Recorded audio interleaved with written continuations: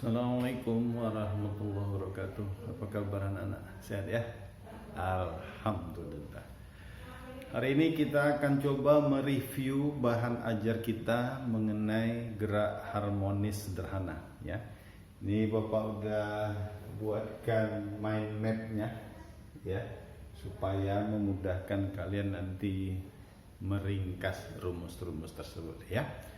Gerak harmonis sederhana juga salah satu topik yang sering diujikan baik di UTBK, di SIMA UI maupun UM/UGM ya.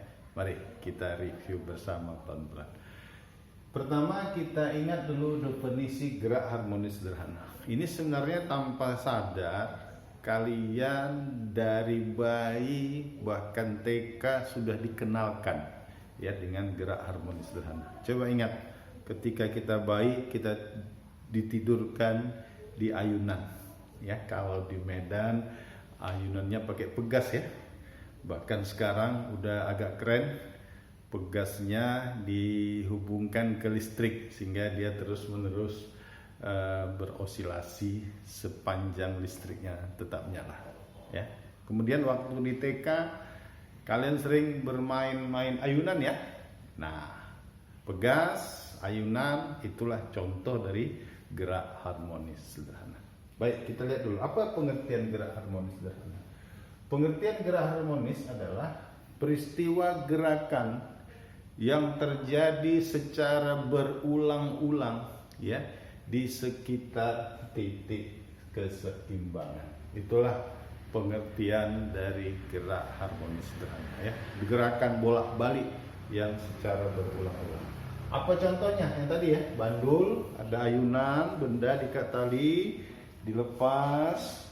Nah, ayunan itu contoh dari gerak harmonis sederhana. Atau jam yang gede gitu ya, di bawahnya ada besi bulat bergerak bolak-balik, itu bandul atau ayunan ya. Itu contoh dari gerak harmonis sederhana.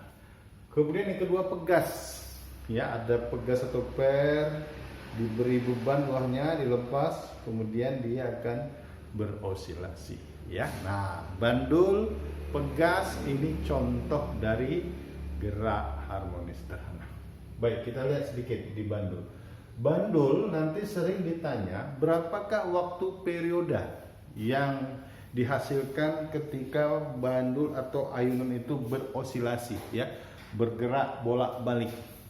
Nah, waktu periodenya begini, 2V dikali akar L panjang bandul dibagi dengan percepatan gravitasi ya. Jadi berbanding lurus akar panjang berbanding terbalik akar gravitasi. Bagaimana cara kita mengubah-ubah nilai dari periode bandul?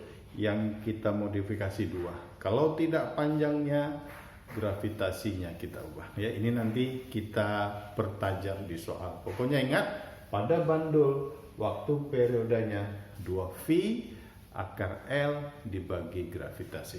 Baik, contoh yang kedua pegas.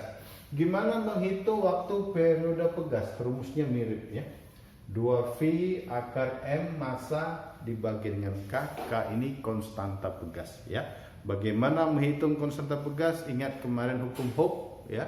Dari hukum Hooke menganalisis pegas, kita hitung berapa konstantanya ya. Rumus periodenya apa?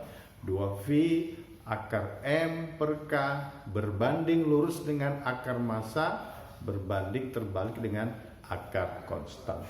Baik, itu yang kedua tentang contoh dan periode gerak harmonis sederhana ya, bandul dan pegas ya.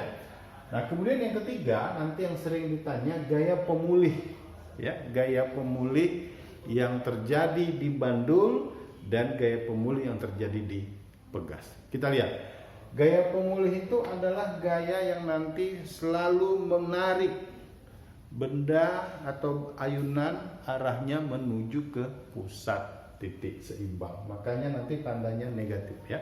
Gaya pemulih bertanda negatif, arti negatif hanya menyatakan arahnya selalu menuju ke titik semula atau titik seimbang.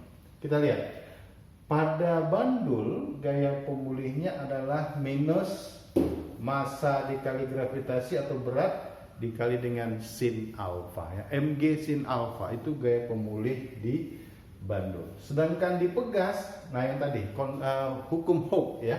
Gaya pegas adalah minus konstanta pegas dikali delta X. Sekali lagi minus di sini apa? Hanya menyatakan arah ya. Gaya pemulih arahnya selalu menuju ke titik seimbang. Baik, ini 3 rumus pertama ya. Ini mohon diingat kembali. Kemudian yang berikut yang keempat. Ini persamaan ya, persamaan gerak. Dikatakan gerak biasanya yang dimiliki apa?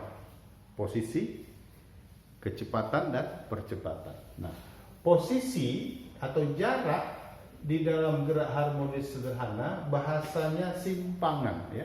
Simpangan ini kalau digerak mendatar sama dengan jarak.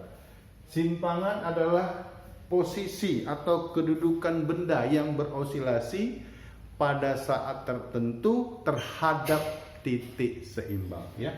Rumusnya apa? Rumusnya amalan malam Jumat, Yasin ya. Yasin omega T. Y ini simpangan, A amplitudo. Amplitudo adalah simpangan maksimum ya, titik terjauh dari benda yang berosilasi. Sin omega kali T, omega ini kecepatan sudut.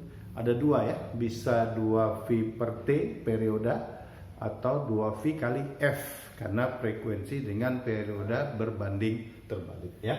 A amplitudo omega 2V per T atau 2V kali F. Ingat ya, simpangan Yasin ya, amalan malam Jumat. Y simpangan, A amplitudo, sin omega T. Kemudian kecepatan. Bagaimana menghitung kecepatan? Gunakan diferensial, turunan ya. Coba Yasin ini kita turunkan. Turunan Y A sin omega T kita akan peroleh apa? A kali omega dikali kosinus omega kali T ya. Jadi kecepatan turunan dari simpangan. Next yang berikut percepatan. Percepatan ini turunan dari kecepatan ya. Jadi sebenarnya yang perlu diingat hanya ya Y Yasin itu ya, Y A sin omega T. Nanti kecepatan diturunkan, percepatan turunkan sekali lagi ya.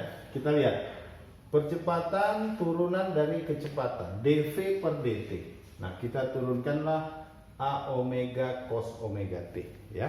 Dari rumus turunan A omega cos omega T bisa kita hasilkan yaitu apa? Minus A omega kuadrat dikali sin omega T. Ini nilai percepatan. Sekarang coba tulisan ini kita balik ya. A omega kuadratnya letakkan ke depan. Berarti kalau ini kita balik, coba dibayang-bayangkan. Omega kuadrat dikali A sin omega T. Ingat, A sin omega T adalah nilai simpangan. Berarti A sin omega T kita ganti simpangan. Berarti percepatan itu minus omega kuadrat dikali dengan simpangan. Artinya percepatan gerak harmonis sederhana berbanding lurus dengan simpangan. Baik, ini yang keempat. Yang terakhir cerita energi ya. Karena gerak ada kecepatan, ada percepatan, tentu kalau di fisika ada energi. Energinya ada 3 ya. Pertama energi gerak atau kinetik. Energi maksimum dikali dengan cos kuadrat alfa. K cos kuadrat ya. Kemudian energi potensial rumusnya adalah energi maksimum dikali sin kuadrat omega T.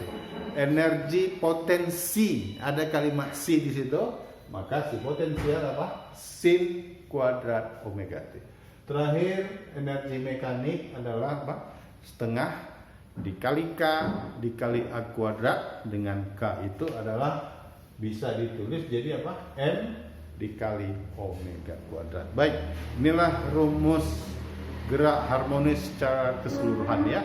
Intinya kalau kata kunci di soal hanya ingat simpangan, nanti setelah diturunkan ya, maka rumus energi pun tidak akan sulit kita pahami ya. Baik, ini teori lengkap tentang gerak harmonis sederhana. Mohon diingat kembali, bandingkan dengan catatan yang sudah kita sampaikan di kelas ya. Setelah ini kita akan pertajam dengan pembahasan soal-soal.